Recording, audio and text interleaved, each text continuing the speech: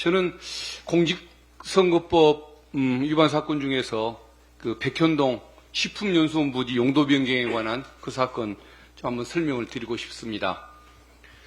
그 백현동 식품연수원 부지를 준주거지로 용도 변경해 주는 과정에서 국토부에 협박이 있었다라는 발언을 이재명 당시 경기지사가 그런 발언을 하셨죠. 이게 이제 허위 사실이라는 것이 이제 검찰의 주장이고 그걸로 기소가 됐는데, 이 기소를 내용을 알고 보면은 동의할 만한 국민들이 별로 없을 것입니다. 성남시 공무원들은 그 당시에 국토부 어떤 방침 때문에 굉장한 압박을 받고 있었습니다. 그 공기업 지방 이전 문제 때문에 식품연수원 부지를 주거지역으로 바꿔달라는 요구를 3, 4년 가까이를 계속 받아왔습니다. 회의도 참석을 해야 했고요. 그리고 박근혜 당시 대통령이 국무회의 석상에서도 지방 공기업 이전에 그 협조해달라는 요청을 지방자치단체장들을 상대로도 했었습니다. 그리고 당시에 이제 혁신도시법이라는 것이 있는데, 혁신도시법은 중앙정부의 요청이 있을 경우 지자체가 협조해야 할 의무를 규정하고 있습니다. 그런데 그 당시에 성남시에서는 이게 의무를 적용받는 대상이냐 아니냐에 대한 다툼이 있었던 겁니다. 그러다 보니까 당시 성남시 공무원들로서는 상당한 심적 압박을 많이 받고 있었죠. 근데 그 심적인 압박 상태를 이재명 지사가 얘기를 하면서 국토부에 협박이 있었다고 표현을 한 것입니다.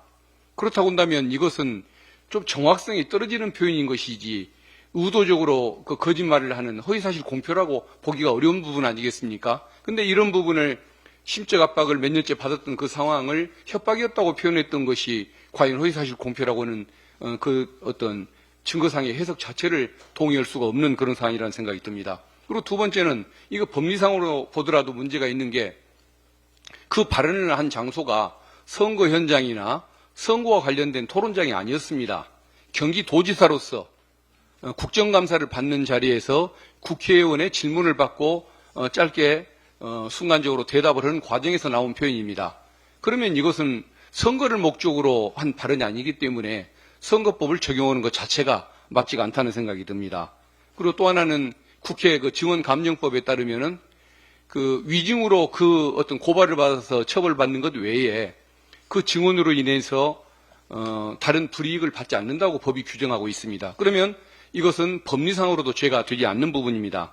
그럼에도 불구하고 검찰은 제1야당 대표를 엮어넣기 위한 이러한 무리한 조작적인 기소를 했고, 그리고 이제 머지않아 법원에 무죄가 선고될 걸로 당연히 예상을 하고 있는데, 설령 이게 무죄가 선고된다고 할지라도 그동안에 이거 받았던 그 정신적 피해, 사법적인 피해는 어떻게 하겠습니까? 앞으로도 이런 사건들이 줄줄이 이어질 수밖에 없는 상황인데, 이런 걸 생각한다고 한다면은 검찰의 어떤 그 사건 왜곡, 조작을 방지하기 위한 제도 개혁은 꾸준히 논의질 수밖에 없는 것이고, 앞으로는 뭐 사건의 진상을 국민들께 알리는 것 외에도 어떤 이런 조작적인 수사가 불가능한 풍토를 만들기 위해서 제도 개혁에도 계속 힘써야겠다는 그런 생각을 갖게 됩니다. 네, 이상입니다.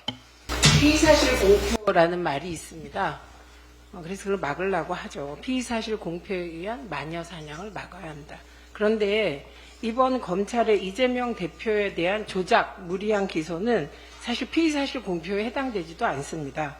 검찰은 애초에 조작되고 편집된 가짜뉴스를 피의사실인 양 어디엔가 유포합니다. 그럼 그 허위의 피의사실이 언론에 의해서 선정적으로 다시 조작돼서 유포됩니다. 거의 살포 수준의 기사가 만들어지고요. 그러고 나서 검찰은 그렇게 살포된 언론 기사에 스스로 세뇌되었는지 애초의 사실과는 전혀 다른 허위 사실로 기소를 감행합니다. 이게 이재명 대표에 대한 기소의 진실입니다. 그리고 그 잘못된 기소가 이루어지는 메커니즘입니다.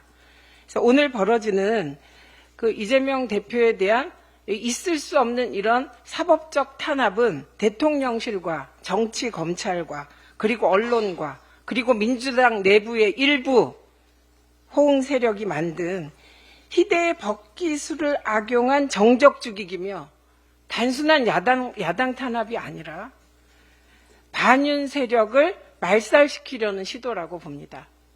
저도 오늘 이 자리에서 예를 들면 백현동 사건 같은 부분은 협박이라는 말이 어디에서 쓰였는지 저도 오늘 처음 알았습니다. 그래서 앞으로 홍보분과는 국민소통위 김현 위원장을 중심으로 이 사실을 정확하게 빠르게 가장 효율적인 방법으로 많은 국민이 볼 수 있도록 노력하겠습니다.